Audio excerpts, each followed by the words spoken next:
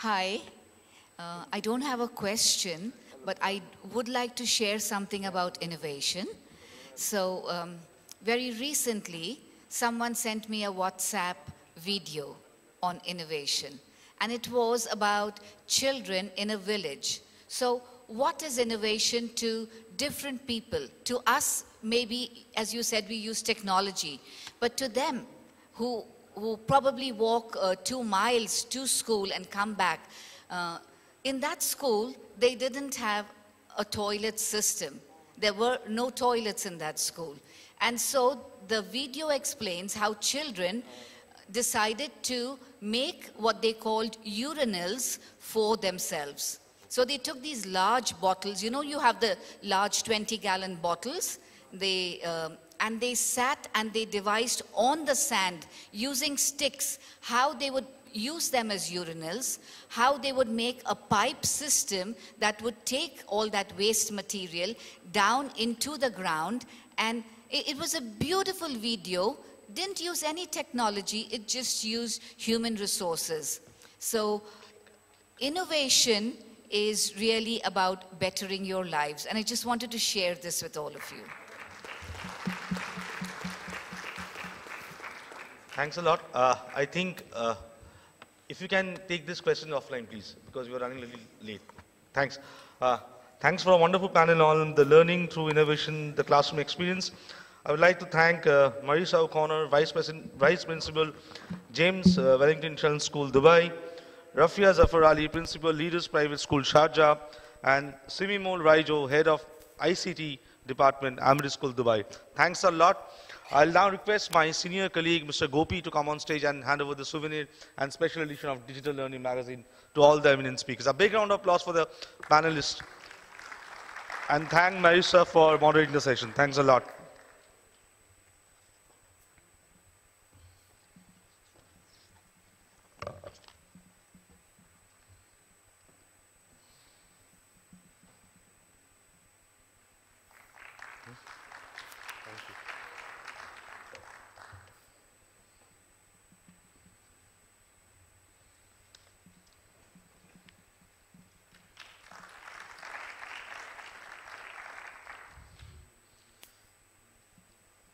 Innovation is the way forward, and that has been discussed in this panel, and the various aspects of how innovation can be nurtured and leveraged in the school education spectrum. Thanks a lot to Marisa O'Connor, Rafia Zafar Ali, and Simimol Raijo.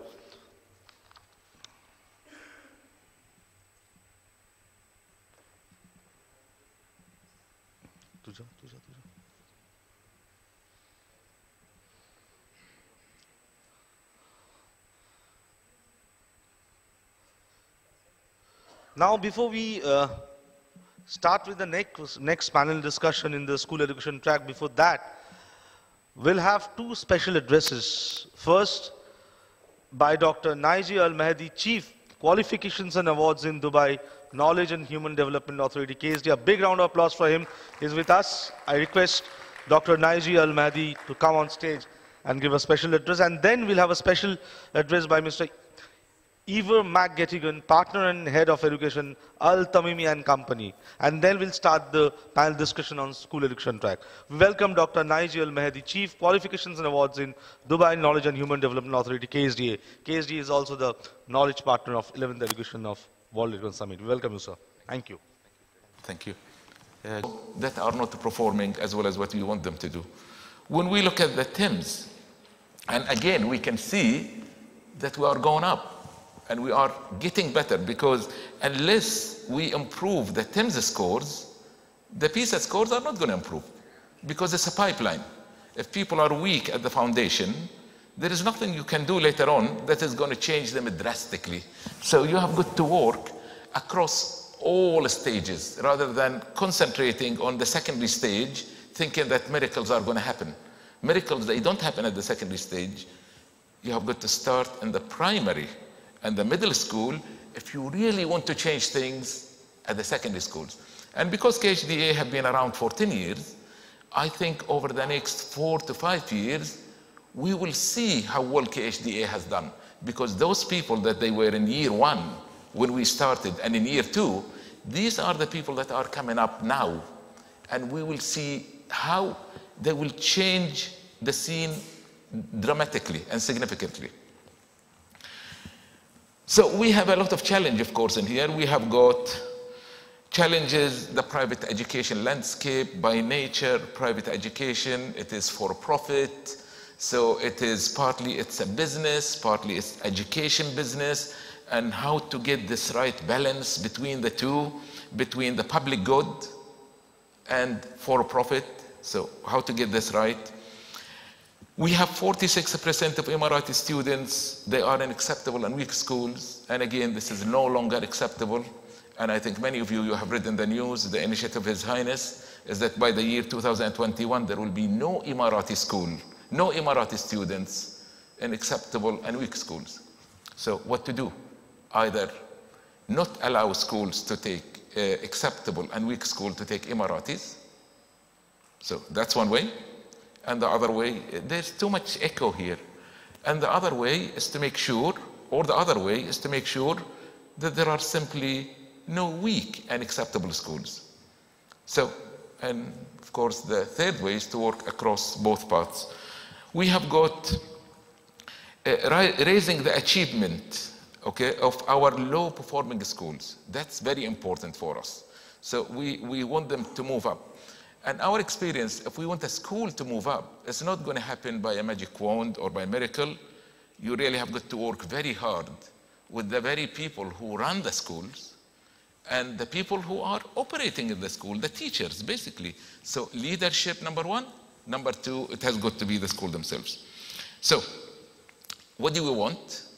We have a national agenda.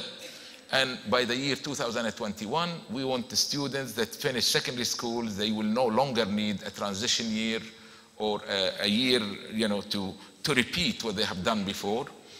We want to be in the top 15 countries with TIMSS. We want to be within the top 20 countries with PISA, okay? And we want to narrow the gap of achievement between Emiratis and non-Emiratis. Emiratis are going to be leading this country in the future. So we have to give them a good deal right now. So one of the enablers that we said, you really have got to work with the very people that are providing the education. Good education is not just about technology or about having better schools or more gardens and more football fields and bigger classrooms and all of these concepts about different classrooms. Many concepts that people will read about, and you will read about them in education journals and so on, you always got to stop and think, are they scalable? It's good to hear about a concept, a little experiment that happened somewhere around the world, but can you actually scale this up so that it will reach everyone? Very difficult to scale a lot of ideas. There are some very good ideas that go around, but once you think about giving the opportunity to every child in the classroom to do this, you'll say, we cannot do it. It's like, should the students, they take work experience before they graduate from school?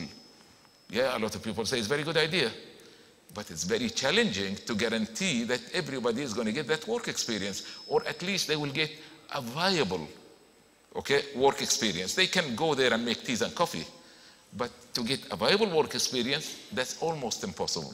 So this is the problem of scalability.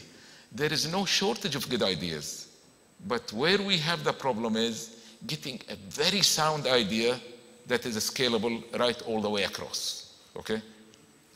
So our focus, so the scalability where we are thinking about how to maintain a minimum level of teachers, a minimum level of school leadership, because the school leadership is one of the most important factors that makes or break the school. Okay, so it's running by itself, I think. What's going on? Okay, so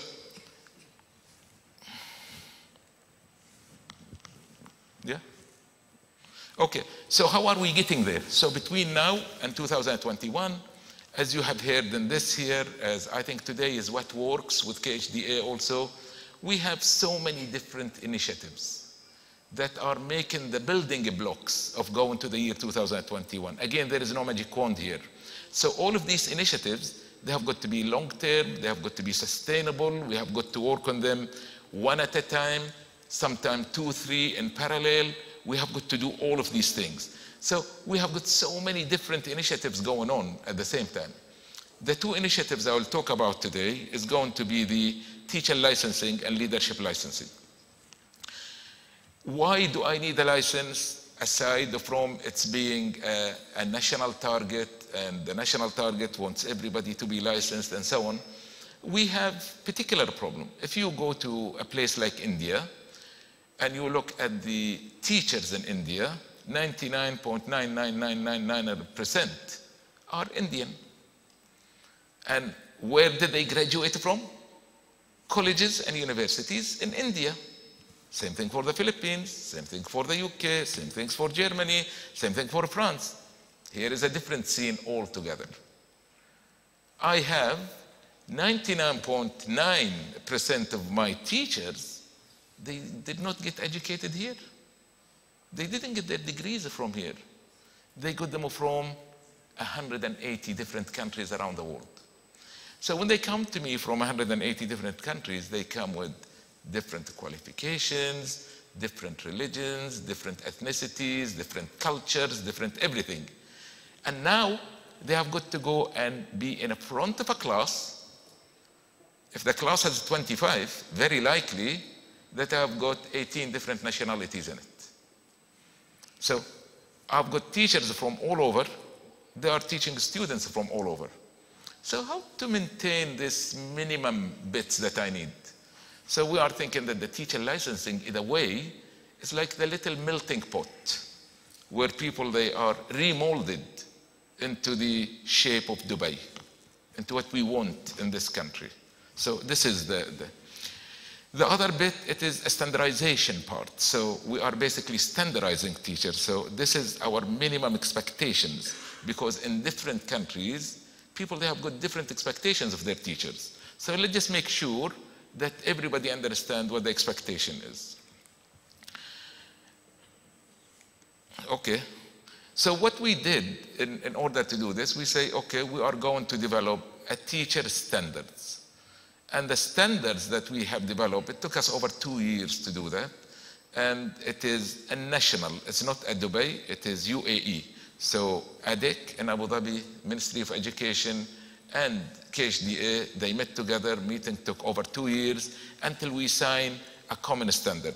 Now these standards, they are based upon competency standards. So the difference between competencies and objective standards is that they have to be competencies, they have got to be demonstrated. They have got to be measured. They have got to be evidenced. So somebody has got to evidence that the teacher has these competencies. The difference between these standards and qualifications, if I take a B.Ed in India, for instance, the B.Ed in India is given by hundreds of different institutions. Yes? Most of them, they come from tens of different states. Each state has its own regulation.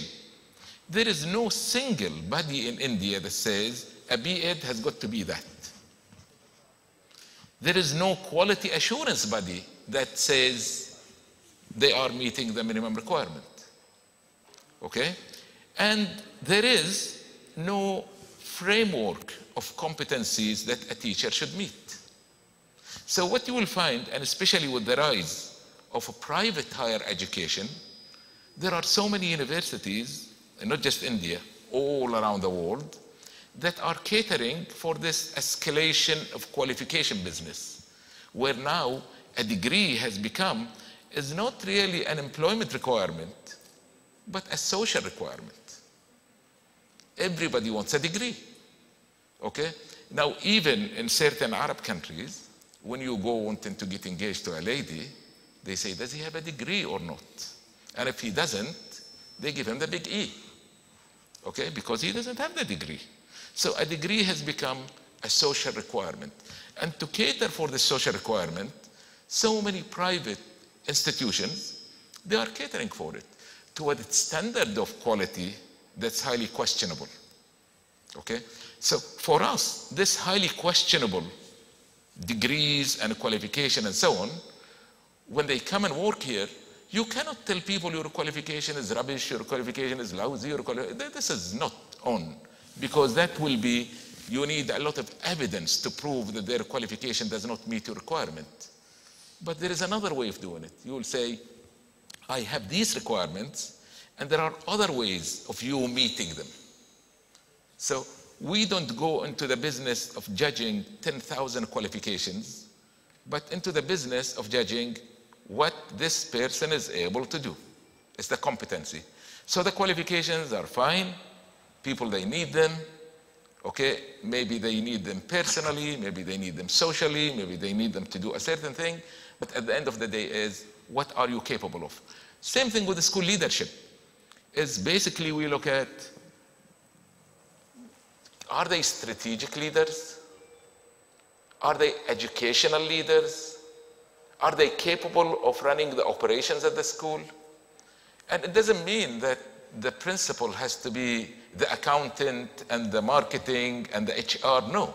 It means, are they capable of overseeing this operation? Do they actually understand what goes on inside their schools? Or are they just figureheads? Or are they just administrators making sure that they sign the checkbook on behalf of the owners? Okay, so what are they? Are they custodian of the school, or are they leaders of the school? And we want the school leaders, we don't want school administrators, we don't want school custodians.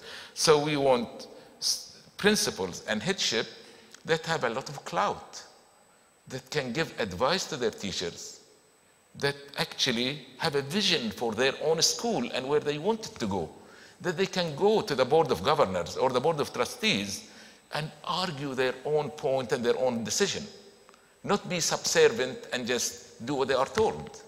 So we are looking for a different breed of leaders. Okay, and that's what will help us go along.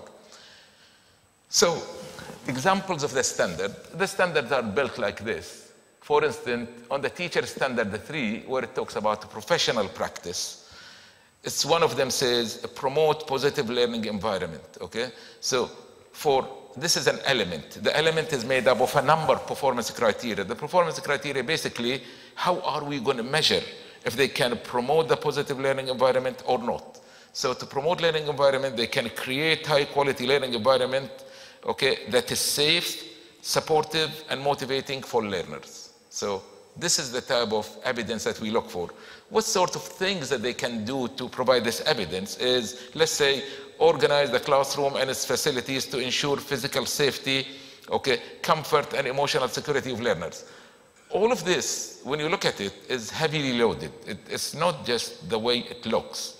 Because when you look at, let's say, create a high quality learning environment that is safe, supported, and motivating for learners.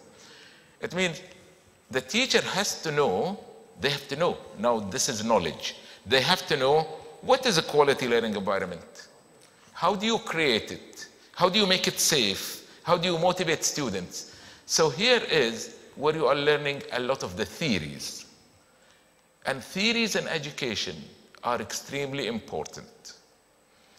There is no longer relying on this intuitive ability of somebody to teach well.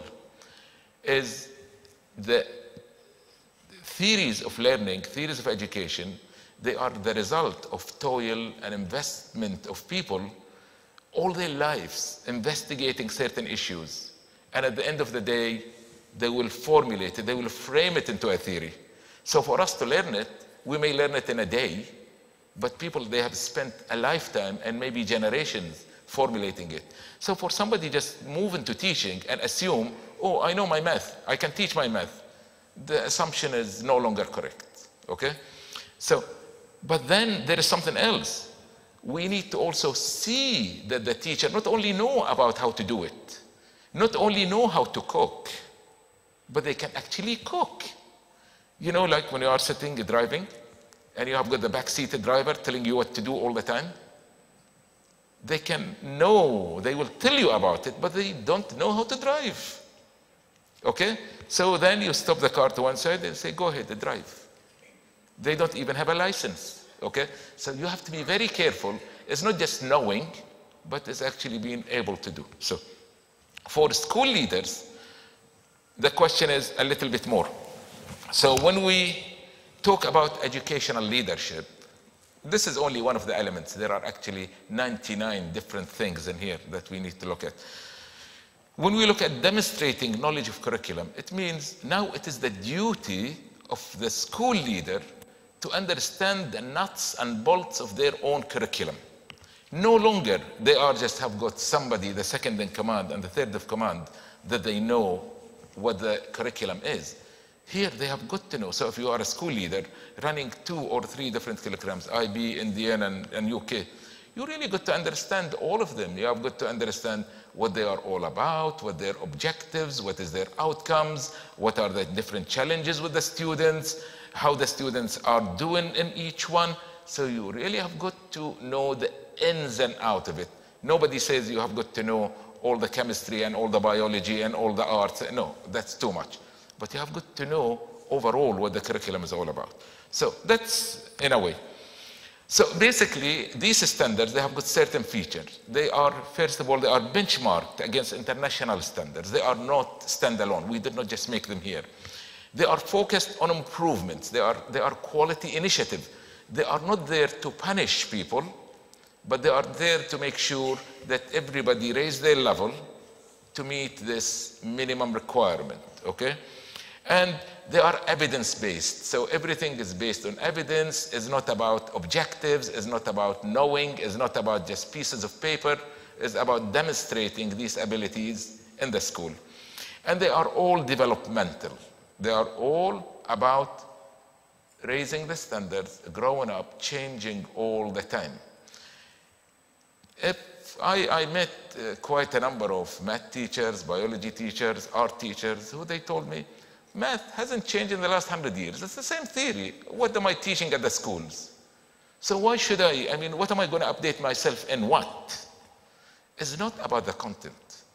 It's about the people that you are delivering to. People have changed. Ways have, it's not about technology either, because this technology just come and go. And always be very wary of technology, because technology is the language of the salesperson.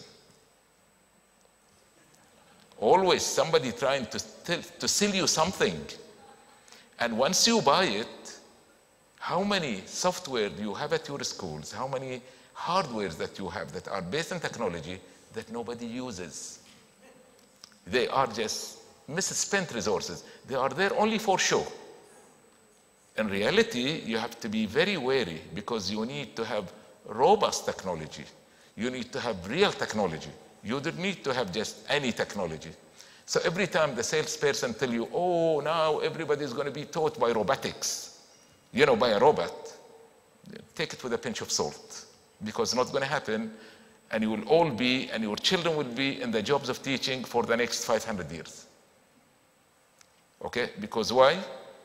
Just like everything else. I remember in 1995, when Amazon first came and so on, they said in 10 years' time, all of these big shops, they will close down. Instead, they haven't closed down, they have become bigger and bigger. Yeah, Amazon got bigger, but everything gets bigger, because us, we want the experience. We don't want to be stuck in front of machines. And it's the same for everyone. So just be careful with this technology bit, okay? But we want to have our leadership aligning itself, you know, it becomes organically aligned with the different curriculums. So it's not curriculum biased, okay? So whichever curriculum it is, it will organically align itself with it. And the evidence has to evolve. So we put the standards, we sign up to the standard. If you need copies of the standard, I've got Mokta here. Where is Mokta? There is Mokta, okay? And give her your card, she will send you a copy of the standard for you, she can share with you, okay? See, this is the way to collect cards, okay?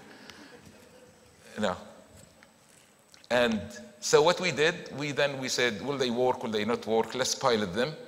So the first thing we did in the piloting, we compared what we had with international licensing around the world. And we said, okay, so what are the main features of the Australian and New Zealand, Irish, and so on and this? I'm sure there must be maybe 10, 20 other licenses around the world that we did not look at. I mean, yeah, I've seen a license come to me from Barbados, but how many teachers do I have from Barbados? Okay, so if there is anybody that has got a license from any other system, by all means, submit it to us. We will study it, and we will see whether it's the same. Does it benchmark or it doesn't benchmark? And then we can say. But we try to align Dubai with all the international system because this is where we want to be. So it's an aspiration. And this is the direction that we are going in to the year 2021. Okay, so, okay. Now I'm not sure, am I doing this or somebody else is doing it for me? Okay, so, good. So in this piloting, we had 15 Dubai schools participating, and we also had one teach-best institution. Basically, this is for aspiring teachers. The laws have always been, if you want to be in the teaching profession in Dubai, you need 2 years experience. Good, very good. So, but nobody ever told me how these 2 years experience are contributing to the quality of the teacher. Because very often, I'm getting teachers with 2 bad years of experience that they should not have had this 2 years of experience. And then the most important thing is people are asking, why Emiratis are not teachers? Of course, you want 2 years experience? Where are they going to get it if they have not worked before?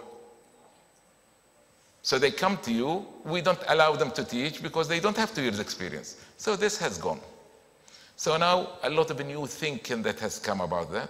So this 2 years experience, I have got thousands of potentially good teachers for the future in Dubai. They are spouses.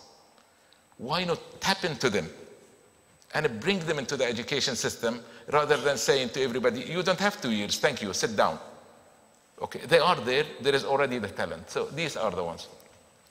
Now, apparently, they have volunteered, okay?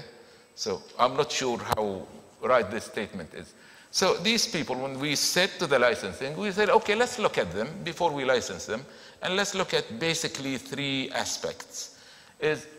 Do they have a teacher preparation qualification? And out of my 224, 50% did not have a teacher preparation qualification. It means they went into teaching by knowing a subject. And that's the problem. The more you become subject focused, you just become regurgitation focused. You are not, education is not about growing the mind. Education is about knowing more stuff. What to do with it, that's immaterial. Okay? I'm sure all of you, if I give you your secondary school exam again now, okay? I'm not sure how well you will do. Okay? Right? Who think they are going to pass their secondary examination again? Anybody? You think you will pass all the subjects? Maybe only the subject that you teach, not all of them. Okay? But that's the problem. We are so focused on passing exams and so on, but we are not focusing on the cognitive development. Okay?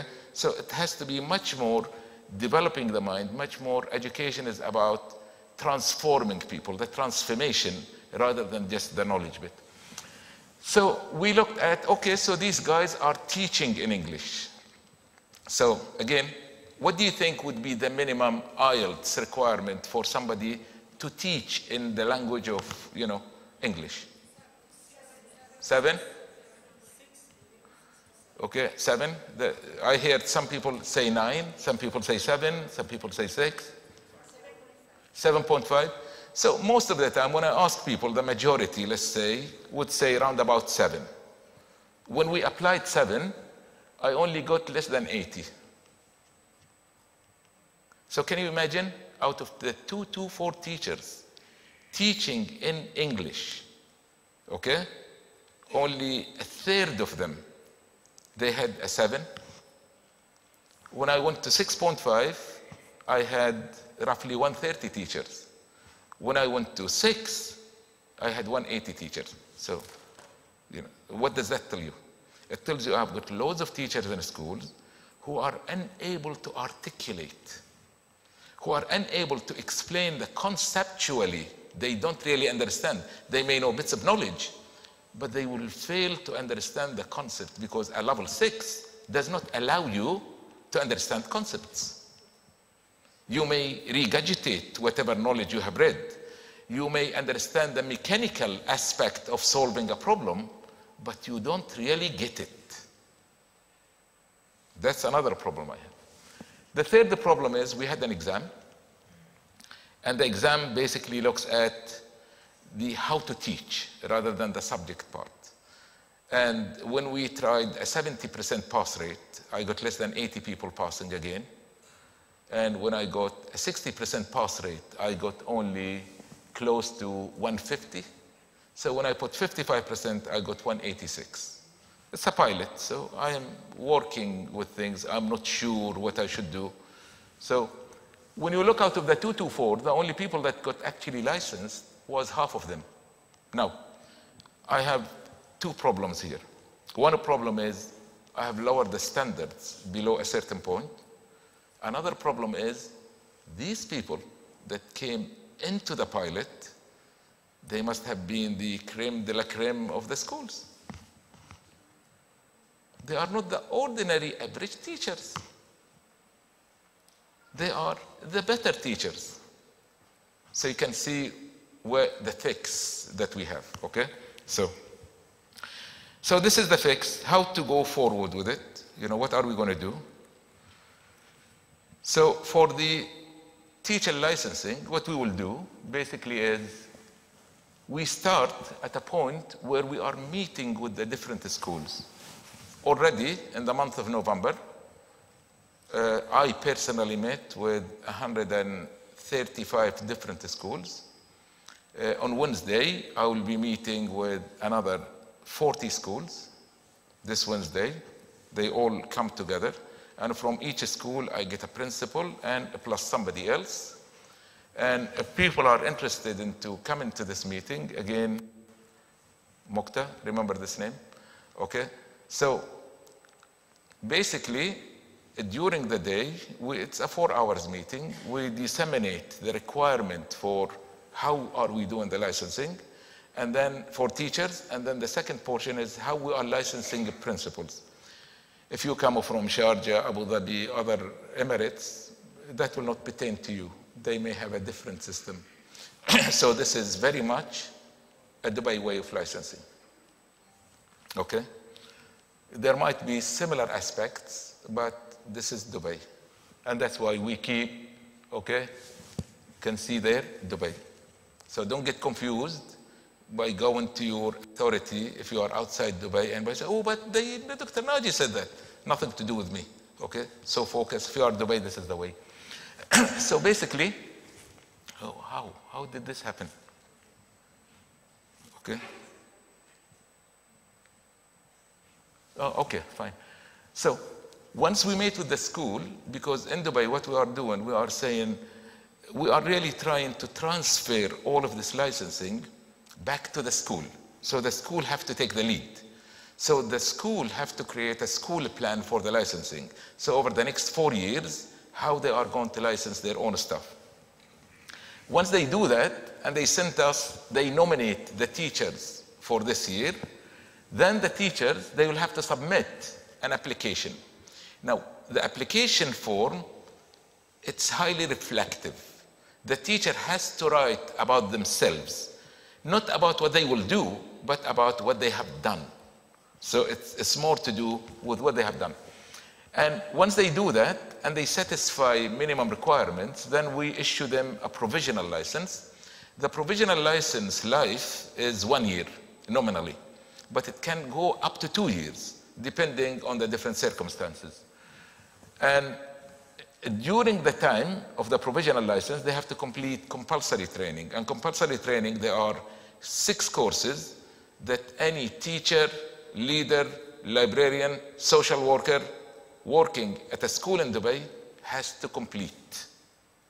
Okay? And then they can go for the teacher standard exams, and there are a set of 4 exams. And having finished that, they can go for a subject exam. The subject exam, if you want to teach math, you take the math. You want to teach math and physics, you will have to do the math and physics. You want to do math, physics, and biology, then you will have to take the 3 exams. Depending, if you are teaching primary years, you take primary years exam. Okay, so it depends what a teacher will do. If you are teaching Arabic, you'll have to take the Arabic exam. If you are teaching history, geography, and so on, you'll have to take the humanities exam. So it depends what you do.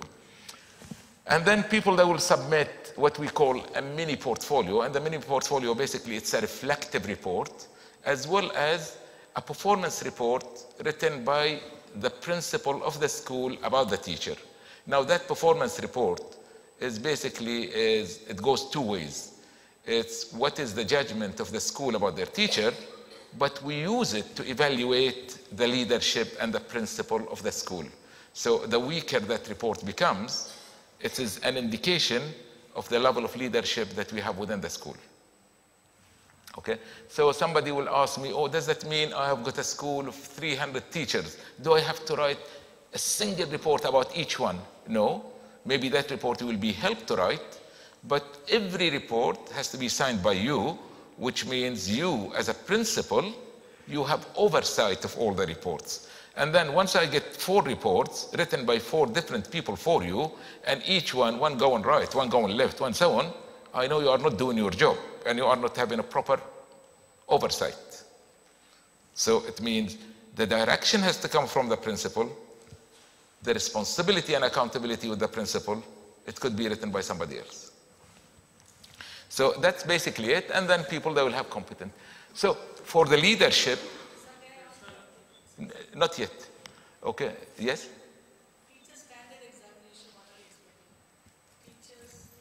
I already talked about the standard. There are 4 sets of standards.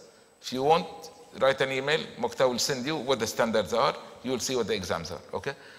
We even got sample questions. We got a lot of things.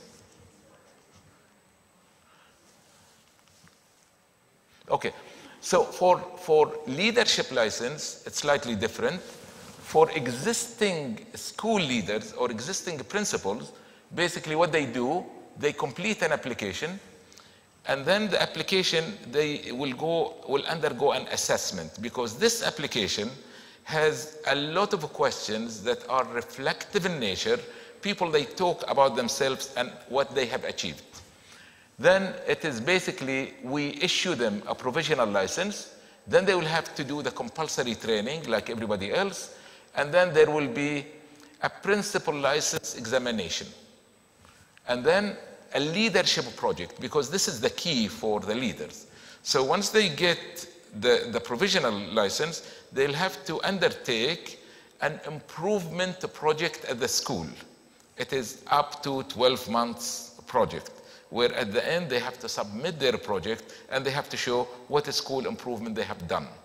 This is a little bit like the NPQH, if you are familiar with it. And then, of course, they will have to do, once they do the licensing and the leadership, okay, the examination and the leadership, then we look at the DSIB report, which is the inspector reports about the school and about the role of the principal in it, and then they get a competent license. For new ones, for people that are coming new into becoming a principals, we get the school to nominate them, then we do a CV review, and then we do a qualification check. But then, unlike before, where they only came for an interview, now they come for a whole day, an assessment day. Basically, they come to an assessment center where they are given different scenarios, they have to work on them, and they are interviewed at the end of the day before we tell the school yes or no. And then they go through the same thing all over. Okay.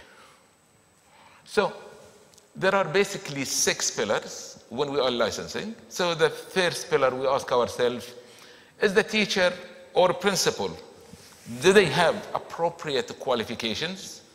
And the name appropriate qualification is very important. It means, are they appropriately qualified to take the role that they want to take? So the second one, is the teacher or principal, okay, proficient in the language of instruction? So a principal would require a minimum of 7, a teacher a minimum of 6. But over the next 6 years, the teachers then they will move into 6.5, and by the year 2000 and God knows what, it's going to be about 7, okay?